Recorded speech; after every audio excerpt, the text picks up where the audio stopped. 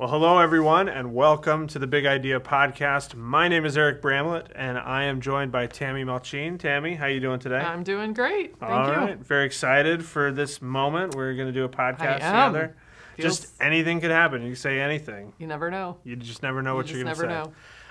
Because it's kind of impromptu, but it's based on a text. It's based on the Big Idea map for this series. And for those of you keeping score at home, you might know that for many years here at Community, we have tried to consider doing a series based on the book of Revelation. And this year is another one of those years where we thought about it, we put it on the calendar, we had a plan for it, and then through a series of events, we have decided once again to not do it. What does that mean? If we're not going to do a series on the book of Revelation, what are we going to do? And this podcast is answering that question. We have, what is this, a 4-week series? Yes, 4-week series. A 4-week series called The Lake Effect, and we have drawn from the archives of Community Christian. There was a series way back in 2000 and something. Yeah, 7? 6 maybe, 6 or 2006. 2006, we'll call it 2006, called Summer at the Lake. And it was actually a 7-week series that was all summer, or a lot of the summer. And we've taken the kind of the 4 best weeks and placed it into this new series that we're calling The Lake Effect. And so, Tammy, why don't you get us started by just telling us a little bit about the overview for the whole series. What is the Lake Effect, and where are we going overall in this 4-week series? Well, if you can't talk about Revelation, at least you can talk about Jesus, right? Fair so that's enough. what we're going to be doing. In the Although Lake in Effect. his defense, he's in Revelation a lot. He is in there too. Yeah, that's true. Yeah. But this series, the hook, the Lake Effect, is because we're going to be looking at 4 narratives involving Jesus and his disciples that occur around the Sea of Galilee. So we're going New Testament on this, going Gospels on this, and going to look at kind of how he related to his followers and what he intended a relationship between he and his followers to look like. And so that's the overarching basis for the series. So everything about the Sea of Galilee. If you could take your whole campus to the Sea of Galilee, that might even be an do a little field trip. Yeah, like a genius idea for the series. Genius idea. Yeah. Book your tickets now. There may be some good deals out there. All right. Well, so week 1 then kind of gets us started, and it's called Go Fish. And so we're looking at kind of this moment in time where Jesus is recruiting disciples, and we've got some guys out there on the Sea of Galilee, and they're doing their thing. What happens?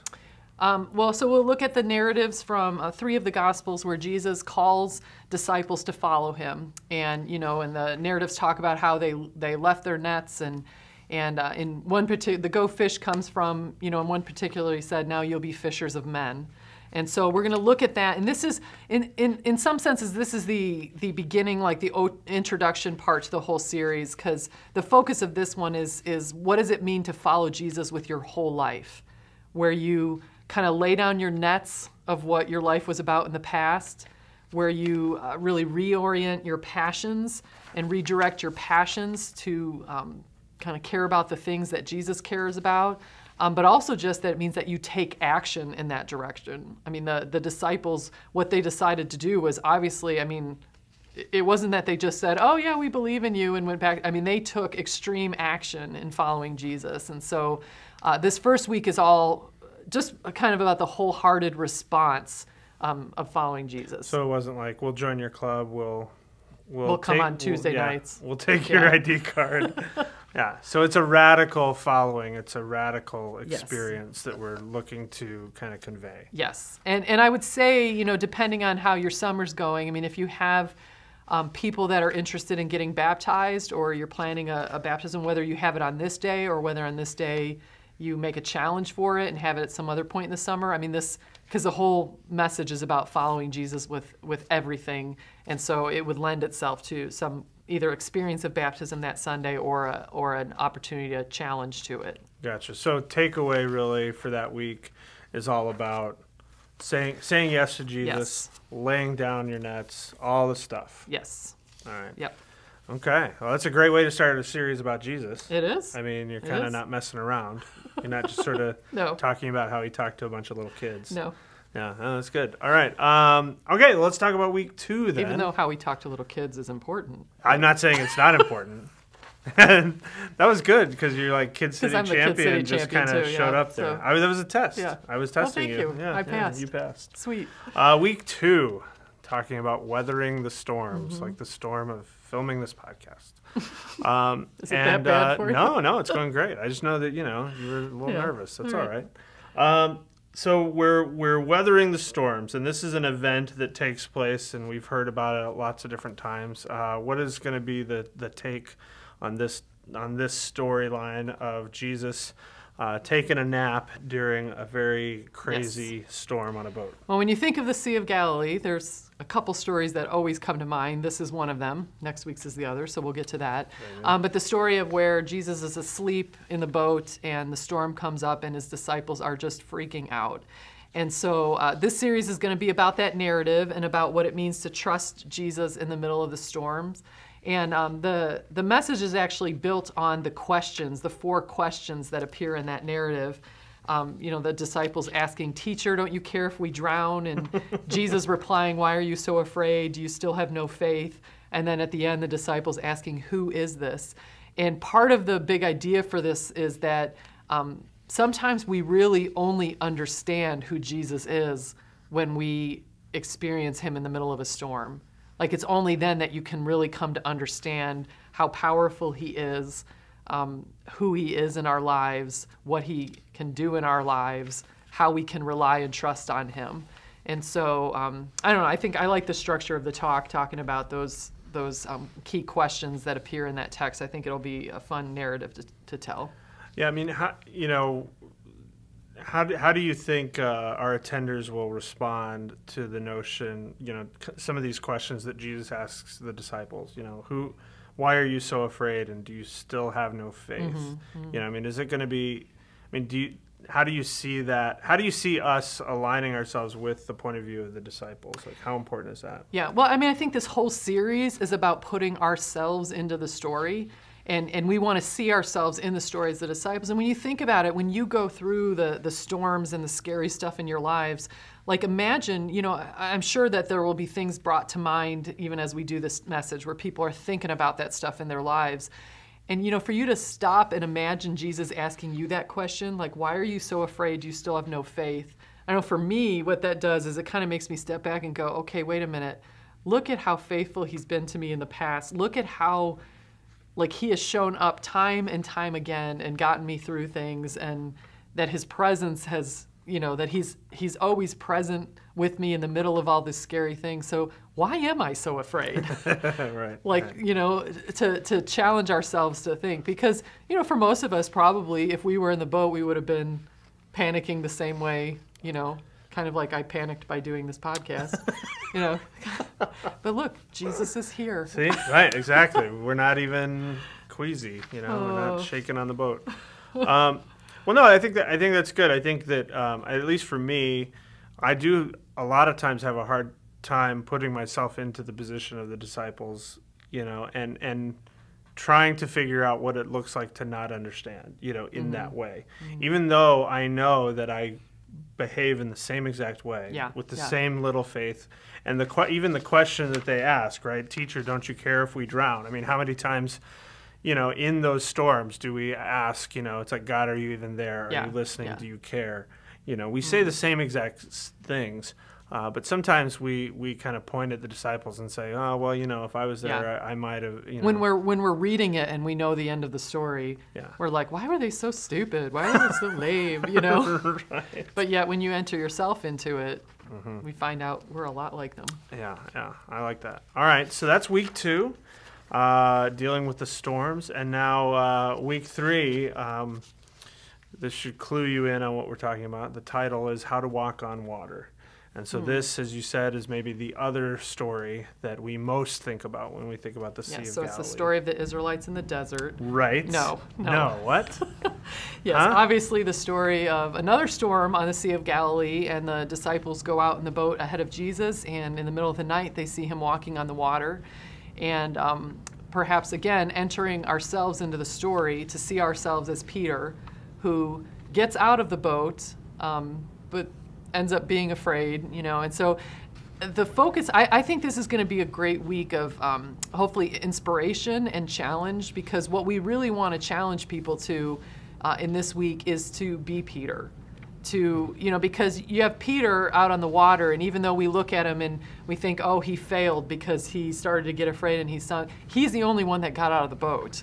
The other 11 are still sitting in the boat. And so, some of this, when we think about our relationship and what it means to follow Jesus, I think it means stepping out of our comfort zone to take risks that God is calling us to take. And so part of this message, we want to really challenge people to think about, where do you see God at work? What do you think? What is the dream that he's putting on your heart of ways that you think like you would love for him to use you to affect some kind of change in your community or in your city or in your world?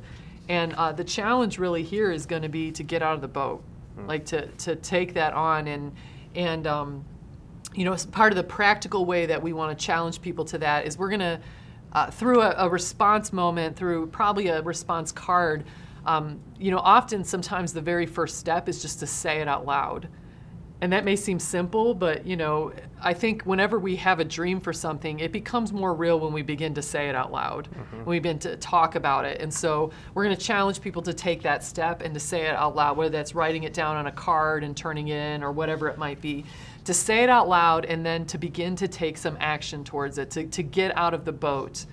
But a huge piece, why I love the story of Peter and him sinking is that it also tells us it's okay to experience some failure in that. And part of getting out of the boat is being willing to fail and to realize that, in the middle of that failure, Jesus is still there. Jesus is still going to be with you. He's going to catch you. He's going to get your back. And so, I don't know, I'm hoping that in this week of the series, there's some dreams that are maybe either birthed or dreams that are expressed for the first time, and who knows what might come from that. That's interesting. I wonder if that, to be thinking in terms of leader recruitment too, that there's an opportunity there maybe for some people to step into new territory, maybe Absolutely. as apprentices had never done so before. I think we align ourselves with Peter maybe. It's easy. It feels like it's easier to align ourselves with Peter because he had so many circumstances like this where he took big risks and sometimes really screwed them up. And so I think it's interesting. I like what this text says here, where Peter wanted to join Jesus in doing what only Jesus could do, the impact of saying it out loud, of stepping out, of getting out of the boat and stepping onto the water, walking on the water, is not about our own power, but it's about being in line with something that only Jesus could do. Yeah. Which and I even like in a the lot. narrative, he's the one that asks, Right. "Tell me to come to you." Like Right. Yeah. And Jesus says yes. Yeah. Very cool. All right. Well, we're at the last week of this series, week 4, and this one's called "Don't Miss the Boat." So we've gotten out of the boat, we've walked on the water, but then we also want to make sure we don't miss the boat. Yes. So what are we talking about here? This feels like an off-speed pitch, a little bit different. Yeah, this one's a little bit different in that it's still, how it ties into the overall theme of the series is there still is a line in this about, when they went across the lake, they forgot to take bread. So they get back in the boat at some point in the middle of the story. But rather than just being like a straight narrative, this is a little bit more about a teaching moment for Jesus with his disciples. And it starts with kind of an interaction that he had with the Pharisees and the Sadducees where, they're testing him. And then, Jesus talks about beware of the yeast of the Pharisees and the Sadducees, and his disciples think that he's talking about the fact that they forgot to bring bread. And, so he has to... It's like a Abbott and Costello routine a little bit. Yes. It's very... He has to explain it to them. But really the point of this is, as Christ followers, it seems like even after we find our way back to God, and even after maybe years of following God, we still have this tendency to fall back on thinking it's about our performance and our goodness and kind of finding our identity in that. And instead, I mean, that's kind of what the Pharisees and the Sadducees did. And it's easy for us to fall into that trap. And so Jesus was warning his disciples, as he warns us, I think, to not build your life on that. Instead, to build your life on the grace that you've been given, that God has given to you. And so this message is really just going to be a challenge to kind of live in the awareness of that grace, to have that grace be the kind of defining characteristic of our life with Jesus and our relationship with Jesus. And you know, like pitting the Pharisees and the Sadducees against, you know, the disciples or against Jesus, you know, you're really looking at the difference between religion and relationship. How, you know, how do you, you know, because I think that you don't want to cast aspersions on anyone else's church experience in the past. But what does it look like to focus in on grace? And what do you think the takeaway is for our attenders? Maybe many of whom, you know, this is their first experience in finding their way back to God. You know, how do you warn them against something like that? You know, is it really more about pushing the positive of what grace actually is? I think so, but I think, like, you know, that's why I say, like, even after we find our way back to God, it's interesting how even by default we still slip back into that. I mean, I'll give you an example. If someone were to ask you, how is your relationship with God? Usually the first thing that comes to our mind is, have I been good at praying? Have I been good at reading my Bible? Have I been attending church regularly? Now, those are all good things to do, all things that help, like, grow our relationship with God, but that's not what it means to be in a relationship with God. And so it's, you know, like, somehow we always still tend to, like, default to, and maybe it's because in our real lives we feel like, you know, how I'm viewed at work is dependent on my performance. How I'm accepted by other people sometimes feels like it's dependent on my performance. Right. And so we then kind of put that onto our relationship with Jesus as well. Sure. And so how do I like not, I mean, what Jesus was doing was he was warning the disciples, don't fall into that pattern, you know, because that's, you know, and I think sometimes we read these passages and it seems like Jesus is angry at the Pharisees and Sadducees, and at times he really was. But I think it also had to just break his heart to watch them kind of live by this rule-based thing when his dream for them and their relationship with God was so much more meaningful and deeper and less kind of burdensome than that. Yeah. Well, and I think, you know, when we find our way back to God and we understand how much grace has been given to us, it gives us opportunities to show that grace out to others. Yes. And yeah, it's interesting. I do think falling into those traps, you know, it's probably a great warning, and it probably comes at a very good time. I mean, you know, and we talked about this in a different series, but, you know, you talk about this sort of like this confident faith that people have had and going into a challenged faith. I mean, you know, depending on the timing, I mean, coming off of a Finding Your Way Back to God series, you know, this could be right in that time where maybe the honeymoon is a little bit over for, you know, someone who maybe very recently found their way back to God. And it's just, you know, becomes one of those things where it's like, let's remind ourselves, you know, of this truth. Yeah. Right. It makes me think of Paul when he says, you know, in one of his letters that you know that you were saved by grace, so now why are you returning? You know, I think it's in Galatians, because he's like, you foolish Galatians, you know you were saved by grace. Why would you want to return to the system of having to perform and having to... Right. But I think we have the tendency to do that. All right. Well, that's good. I mean, it ends up becoming a you know, just a great way to take in several key moments in Jesus' ministry. And again, you know, thinking in terms of, you know, even though we talk about some of these storylines as being very familiar, let's not forget that many of our attenders have very little biblical knowledge. And I don't know, maybe I think we can talk about it in this circle, and we're talking to people who are getting ready to brainstorm this content in various forms and fashion. But let's all sort of remember that for many of our attenders, this will be brand new material. You know, I even reading that passage and realizing that there were 2 different feeding of thousands, you know, that's not a typo, you know, in Jesus' sentence in that last week. But, you know, just a reminder that, hey, you know, not everyone is familiar with this story. And so we get to come from a vantage point of delivering brand new information, you know, brand new good news. And even for those of us that are familiar with the story, we still need the principle. Absolutely, yeah. No. And we can refer right back to week 4 as a result of that, or proof of that. All right, well, Tammy, that wasn't so bad, was it? No. We did great. You did great. I don't know what you were worried about. Well, you didn't have anything to be worried about. She wasn't really worried. Don't worry.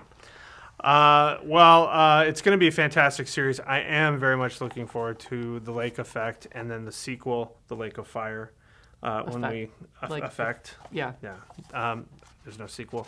But I encourage you to use this content to brainstorm fantastic experiences for large group, in-depth questions and conversation for small group, in whatever place you're at, that this will be helpful for you. And any last parting words, Tammy? Oh, I think let's do it. All right, I love it. All right. Tammy, this is Tammy Melchien, Eric Bramlett. This has been the Big Idea Podcast. So long, everybody.